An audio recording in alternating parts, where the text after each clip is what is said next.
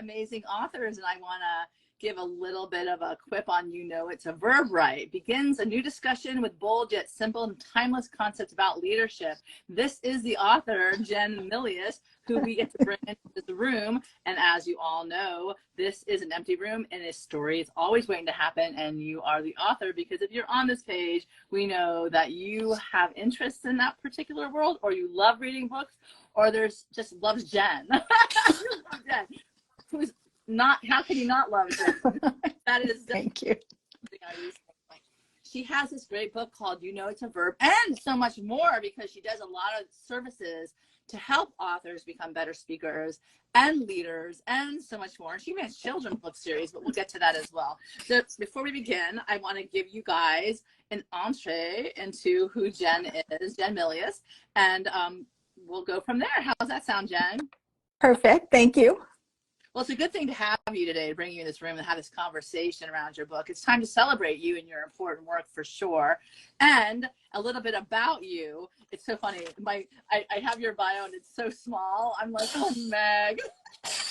You printed it out so small. So anyway, so Jen Milius is an entrepreneur, developmental editor, coach, and accomplished multi-genre author who leverages her 20-year corporate career, undergraduate communications degree, and M.B.A. to help creatives bring out their inner greatness so that they can get comfortable using their voice, sharing their message, and being visible. What an incredible offering to this world you are, Jen. While in corporate, you ran overnight for dozens of trade shows, and as well attended hundreds of shows as a booth attendant. You partnered with senior leadership for keynote communications, whether it was developing content or guiding them through on how to present their materials and present themselves. Sometimes it is a grind, my friend. And starting her business in August of 2014, she's hosted over 150 book signings, including booths on multi-day expos. You've helped hundreds of authors, like I said, creatives move to their next level, whether it's through coaching, developmental editing, refining keynote speeches, instructions through course or workshop, or having them on their Tough Fish show. And I want to tell everybody the Tough Fish show as we go along, because that's a really great opportunity for anyone who's interested in bringing to light their brand and their books as well. And gosh, just talking to you in a conversation is awesome. So just keep that in mind, everybody.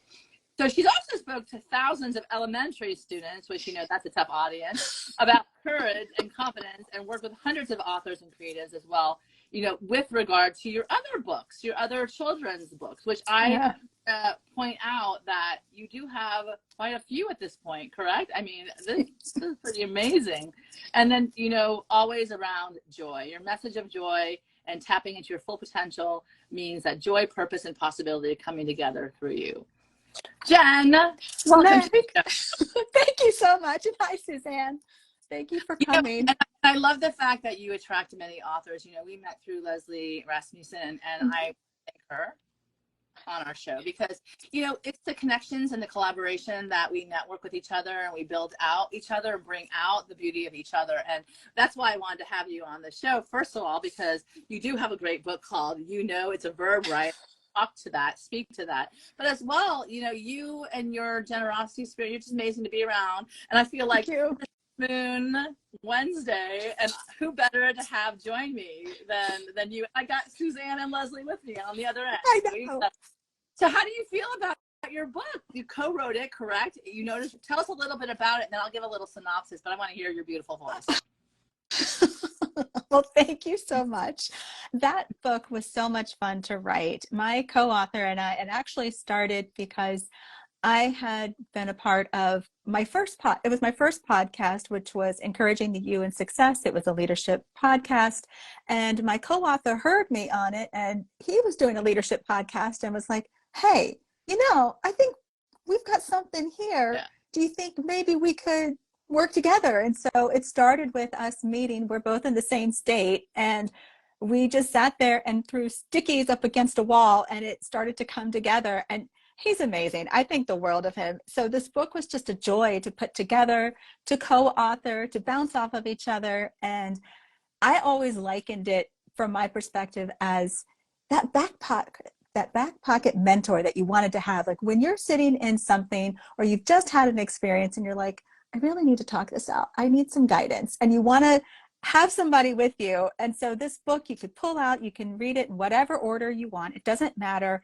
And you look at it and you go, that's what I needed. Because what we also did was include questions at the end of every chapter so that you could reflect and say, okay, what am I taking away from it? What can do I have some room for improvement? And the way I view a book is you might read that chapter or that book in one space, but you might read it 6 months later, a year from later, 5 years from that point, and you're going to have a whole different experience with that book because you've grown. It's a different space you're entering with that book. So fiction or nonfiction, whatever book it is, you're going to have a different experience. So and I also believe that this might sound sacrilegious, but when you really love a book, write in it. You write in it, you might dog-ear the pages, you might highlight it. So I want this book to be loved, loved, loved, loved. Write in it, write your thoughts, because when you come back and you see it as that mentor that you mentored yourself in some ways, because you're like, these were the questions I needed, and look how much I've grown, and let me do it again. That's awesome. So two author tips out there. I just want to highlight stickies on the wall. Okay, stickies on the wall. I mean, think about it. Just sticking your ideas down, throwing them on the wall, and then suddenly this outline appears, and you're like, "What happened?" But it's sticking on the wall. I mean, that I see it in a lot of screenplay writing, and a lot of even like, and Leslie can speak to this. I don't know if she put stickies on the wall, but even writing, writing episodes for TV or writing musicals, they put stickies on the wall and they tell you, talk me out, talk me through, talk me around.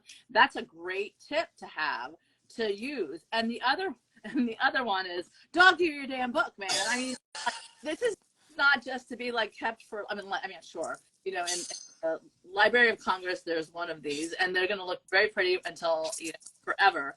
But this one is for you to at least jump in, underline, highlight, grab those things so you can readily refer back to it. So without going further, I want to go ahead and read the synopsis of the book so that people get an idea of what we're talking about here. So it's a new discussion with bold and timeless concepts of leadership. So all of you would be leaders out there and you need some kind of cheat sheet or some kind of book that'll get you going. This is your book. So it goes, it's a verb, right? But I want to ask you before we go on, the title. I know everyone says, oh, it's so cliche, Meg, the title. Of course, the title speaks volumes so much more, and it grabs the attention of whoever's looking for a good book. It's the first thing outside of, the cover that you read. So tell me a little bit about the title. Well, that was probably our third or fourth or fifth title. And quite honestly, we pitched the book a few different times under different titles, and it just felt like it wasn't landing. And we kept coming back to, well, lead, the verb. Lead is a verb, and we kept going, well, it's something that you have to do. You have to show up. You have to show up every day. It's not one and done. Just because you might have a title, an organizational title that says leader, I don't think that always makes you a leader. I believe that it's how you conduct yourself, so you can be an informal leader, and it's how you conduct yourself with people. It's setting a vision, it's communication. And so we kept going on with, well, it's a verb, it's a verb. And then we're like, well, yeah, we know it is. And then it turned into this cheeky title of, well, it's a verb, right? Because I love it. We thought that was cheeky. It asks a question. And so it turned into, it might make you curious to find out, especially when we thought of it in the context of, we wanted this book to feel relatable with everyday language, not a high concept per se book, not a textbook, not teaching leadership in that way. We wanted it to feel like literally you're sitting at a coffee shop with your mentor and you're getting guidance. Yeah. So your leader, your mentor might go, well, look, you know what's going on, and just be straight with you. So that was kind of how this came about. And every time we saw it, we laughed and smiled. So we were like, roll with it. That's it. Well, it's interesting because, people, like you said, may have the title of leader, but they don't know the first thing about leading at all. And it's really, really important to believe the fact that that word leader you are leading people and they're following you. And I've long since given up the notion that I'm going to follow anyone, certainly. I guess if they're your boss, certainly, you know, you still don't drink the Kool-Aid, but you want to have a good leader in that role, certainly. So let me read a little bit more. I'm going to put these on my nose to look really old and you know, very librarian-ish.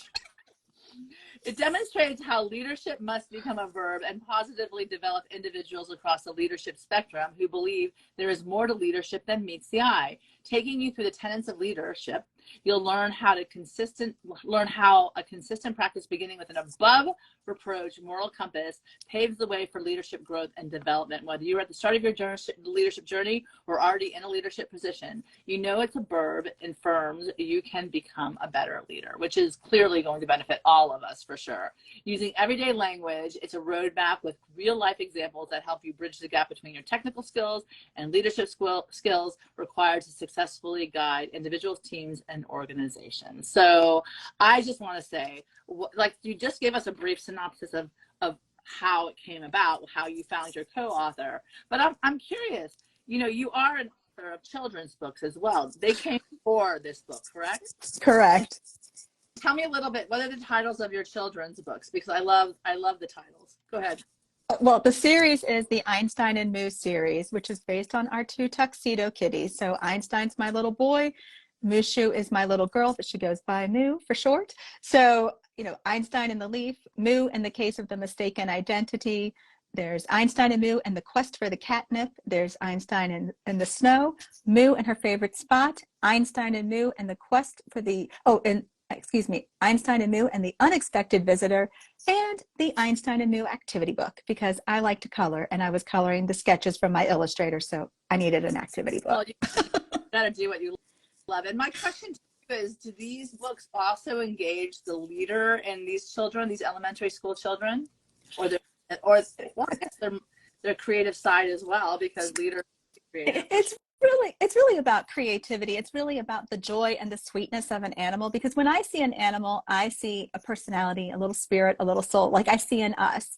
And I really believe that if everybody was the same, it would be really a boring place. So for instance, when I go and talk to the kids, I talk about how Einstein is a very chatty little boy. Like if you were over, Meg, and you had your purse down on the ground, he'd come over, stick his nose in your purse, steal a pen, walk off, come back, give you a headbutt, like we're good.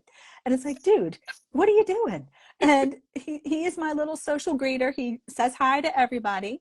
But Mushu is a little more cautious. So she will, you know, she'd be a little bit more like, what's going on down there? I might come down, but maybe later. But when she is ready and wants to be involved, she is very in your space. She wants to snuggle, she purrs, she's louder than her brother. And there are so many times, like if I've done a Zoom or a live of some sort, usually if there's a tuxedo cat in the picture, it's because she has joined me. She's in my chair, and there's so many times she'll join, like, And so the joy of these animals is really what I was writing about, just because I loved them and I wanted that joy to come through. But it's the messaging that I do when I'm with the kids of saying, you know, it takes courage and confidence to be who you are. And, you know, they own who they are. They don't try to be anything that they're not. And I think that that's really important, that we, whether or not I'm talking to kindergartners or adults, that we own our gifts. We own who we are, and we, you know, let our light shine, because they do. They let their little light shine, so why can't we? Why shouldn't we? We should. Yeah. For those of you just tuning in, that she's talking about her cats, and she's based a series of children's books on her cats. But I do absolutely agree with you, and I think that one of the most beautiful thing is, even in your leading book, the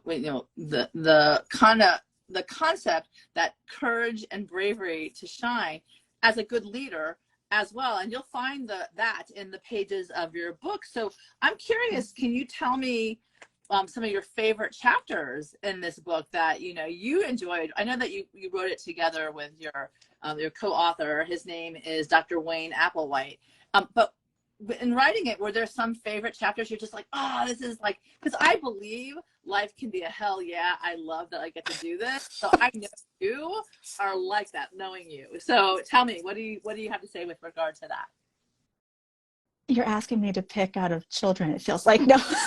So no, but The I first, yeah, no, I love so many different chapters. So one was I wrote a chapter about you know, basically letting people know how much they value you mean to them, how much they mean to you. So letting them know that you care, because I think when you truly let people know that they matter, you see them for a person. You don't just see a body, you don't just see, an individual. You see like somebody who has hopes and dreams, and they have a family, and they have their own health they're trying to maintain. They have their own goals and desires. When you recognize that in a person, and when you get to know them and work with them on different areas that help to align that, you're going to bring out the best in that person. And even as authors, if you think about it, when you're writing nonfiction, you're creating that transformation, right? And when you're writing fiction, you're creating the experience, the energy, you're creating an escape.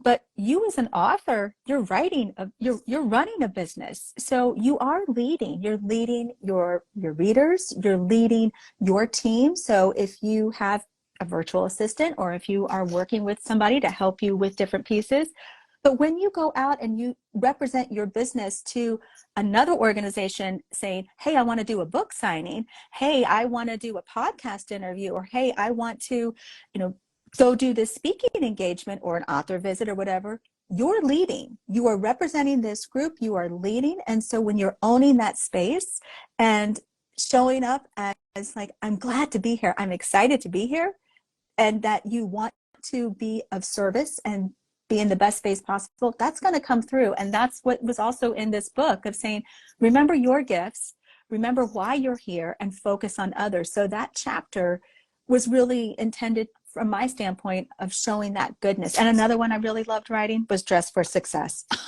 because I had so much fun. I think that was probably the first chapter I wrote because it was just fun. Have very similar tastes and wardrobe too. We like the White House black market. We can down. But I do want to go back to your point with what you said, and certainly you can feel the energy of what your intention is come out, even just speaking about the chapters. But people do leave managers. They don't leave jobs, right, unless the job is really something that they never ever intended to, which is like a gap.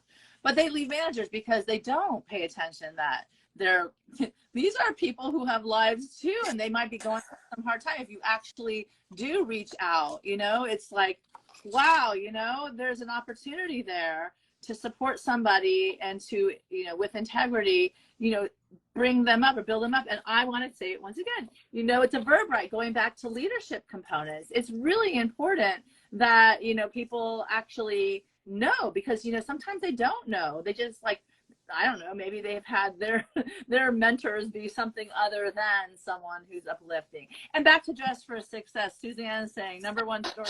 So we've got who are big fans of the brand. So if they're listening, White House Black Market, we've got fans here. You can give us some love, but we definitely give you a lot of love for sure. But the other thing is, when you dress for success, you show up differently with confidence. And I speak a little bit more to that, because you also do branding, and you do help people show up at shows, at author shows, at author signings. You are actually in the movement right now to help people, once they have a book written, to how they present their beautiful baby book. So talk to us. Thank you. Thank you so much. Yeah.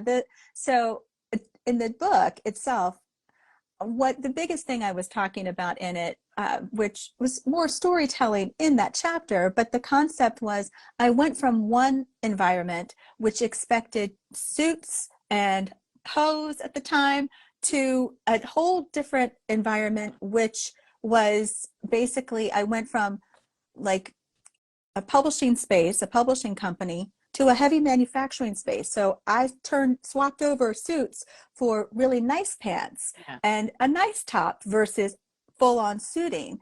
And it was important to recognize that just because I was in a different environment, I still needed to stay true to myself. So focusing on clothes that fit well, that looked good, that brought out that best feature, but recognizing each space required something different and honoring it when it was time, because there were still times in the heavy manufacturing space that I needed to use my suits, and I did, and it was spot on for the occasion. So in my business, I embraced a service called, I call it Author Stylist, which is the creative entrepreneur, that's me, helping authors and introverts to basically own their inner greatness and to be comfortable and visible, sharing their message and their work. And my belief is that once you hit publish, that's a celebration, and it's a journey, because now there's more to do. You need to get visible with it. And visibility looks different for every person.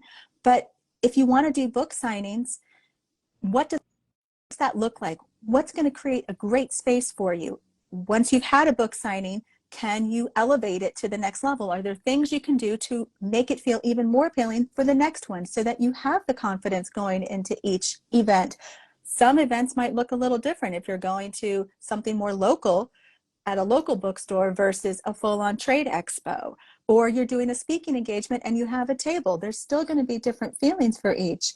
And for instance, when I went to school visits, I dressed one way, but when I went to corporate speaking engagements in my capacity, I dressed in suits all the way, and I would not wear a suit to an author visit to a children's school. But it's still appropriateness. So, right. They're not going to understand that, but they would understand that when I come in and I'm talking with them, that you want each audience to recognize that what your brand is, what you want them to take away from that. So this business, this service is about talking through that. It's about talking through your messaging, looking at the things that you want to achieve. And are you hitting that? Is that helping you to get that message out that you were wanting to do? Because whether or not it's helping somebody with getting the story crafted as a developmental editor, whether it's helping somebody to shine by hosting them on my podcast or doing this service, it's still about how does that help you move to your next level and get comfortable talking and sharing your work. Because even when somebody has their first manuscript and they share with me as a developmental editor, that can be scary. That can be so scary because they are feeling vulnerable and exposed to somebody else. And it's important to honor that space and trust that space. But that can happen with the podcast, that can happen with the live, that can happen with the book signing. So why not have somebody in your corner to say, you can do this, I got you, let's reframe. I want to point out that you're getting lots of love here. Oh, thank you. Anna saying she's benefited a lot from your work and you're coaching her, and it's so good to see you on the IG Live today. And one of the things I want to point out that you may not have said, you have a program called Author Stylist. Yes. Out. And I want to make sure because one of the most beautiful things about these lives, I get to somehow shine a light on all the good that you do, but specifically you have offerings too, not just this great, amazing author book, it's Verb, right? But you also lead in many other ways. And like you said, you have the Tough Fish show, which you got to get Suzanne Simonetti on it. She's wonderful. I would love that. Too. And also the author stylist with people who have these great books and really don't know how to present because they've never done it before. And not that they can't learn, it's just I guess it's a lot of people start off feeling, God, I just wrote a book, I just think that was an accomplishment, I'm tired, someone do it for me. But really the brand is you. And what you do is you turn the camera around on the person and help them show up the best way possible.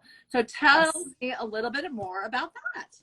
I really love that service because it really is about helping someone to recognize their own gifts. Because I think one of those things is, sometimes when you might have all these gifts that everybody else sees, but you think are no big deal, or you don't understand them that way. Or you might say, I know this, but I don't know what to do with it, or I don't know how to package it. Well, I can help with that, especially when I am, we're talking about like a speaking engagement, for instance. It might be, practice your speech with me. Okay, good. I'm not hearing you draw this out because you have this gift that I see and it's not in here, and we need to showcase this. So let's run through it again and practice with me. And then sometimes I've had clients go, okay, practicing with you was okay, but I'm a little nervous to do it live. That's great. We're going to do it again until you feel comfortable, and then tell me how it goes afterwards. And when you get that support, because it is new to you, and a lot of writers are introverts. I'm one of them. I know it. I get it. But in the same breath, when you look at what you're doing as sharing something you love, you're enthusiastic and that you love what you do, it's not selling, it's not icky, it's joy, and it's letting your light shine. So that is really where this service is. It's helping you, whether it's looking at working with you to design the table, to talk through what's needed there, or if it's your speaking engagement, or if it's both, or just getting through, like, how do you best start to think through different pieces? I've used speeches as products. So do you need help putting together that product that you ultimately start to pitch to other organizations and use? Or you've pitched and you're like, I need help refining this. I know I need more work before I do a bigger pitch. Yeah. So that's really where that service comes into play. And you are an MBA too, so you understand the marketing component. You understand, you know, people get afraid of salesiness. You know, it's just like, I don't want to sell myself. Like, they should love me for me. Why not? Why not just show up in her world and everyone's like, oh man, you are Jen, you know? But the reality is, it's this huge world. There's a lot of people in the room. There are a lot of people who are trying to get your attention.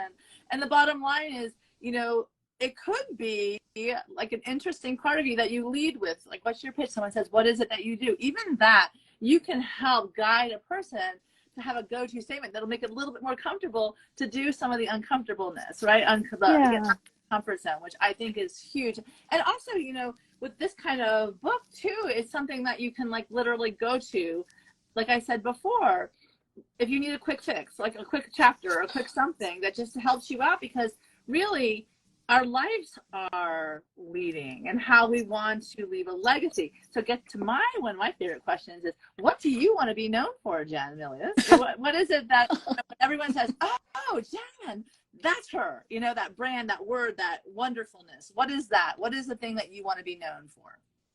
I really want to be known for helping people own their inner greatness. I really believe that when you shine a light on someone else and they let their light shine, that creates a ripple effect that you may never know. And so it's really about shining a light and owning your space, really owning your space with that light on you too, not shrinking, not sitting at the back, but really owning it and embracing it and being proud of it. So I want to be a part of helping people do that. There, you heard it yourself, everyone. She wants to help people own their greatness. I mean, imagine that you have an ally who's trying to do that with you, to make you look at yourself differently and realize that there's so much that you have to offer just because of who you are. And I think that like I said, I know Jen, I know the real thing, the real deal, and she's wonderful to work with as well. So Thank you. So before we go, oh my God, are you working on new books? I know you have the author stylist program you're offering. You have your Tough Fish show. Everybody go check it out. Our episode together is coming up soon, but check it out. You know, just wonderful conversations that get you going, maybe plant some new ideas in your wonderful head. And what else is coming, and where can we find you? That is important, and you got to put it out, because sometimes people need to hear it and they need to hear it again. I understand. And I'm so appreciative of this time with you, Meg. Thank you so much. You can first off find me. I hang out a lot in Instagram. So this is my favorite platform, but I am in Facebook and LinkedIn as well. So, wait, with Instagram, what's your handle? Author Jennifer Milius. And that's the handle in Facebook too. Milius. Correct. Yes. JENNIFER Milius, MILIUS. Yes. Thank you for that. Thank you. Yes. Thank you. Thank you. And so the book is available at Amazon.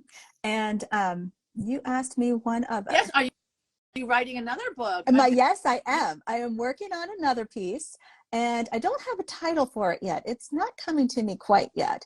But this book is basically along the lines of the stylist service. It's really to help put a lot of the pieces in there so that it too is its own little handbook, its own kind of guidebook, kind of like me sitting with you. And so that's really where that's going. So it's coming together slowly. It's not even a first full draft. It's right now. You have a webpage that they can find you on as well? Yes, I am at jennifermilius.com. Okay, Wonderful. Awesome. So before we go, I just want to remind everybody that we're here to write great stories. Amazing authors always catch my eye, and I'm certainly the first one to shine a light on their greatness. And Jen certainly is one of those authors who I always enjoy having conversations with, because I certainly get something from all of it. And if not the energy she brings, but the magic of her words. So once again, thank you all for being a part of Amazing Authors, episode 28. I encourage all of you to go pick up her book. You know it's a verb, right? Which I love it. I'm going to leave it up there just so you could all see it. You know it's a verb, right? And I remember reminding everyone that books do change lives. So make sure you read. Grab a good book out there that's going to like inspire you to be a better person. Great writing stirs our emotions and makes us feel. And also those authors who are vulnerable, the extent of what they're sharing with everyone, change the world as well. So keep making a difference. Jen, we love you. We follow you, and go out there and get her book. Follow her with her author stylist program, and everybody have a really magical full moon. Take care, everybody.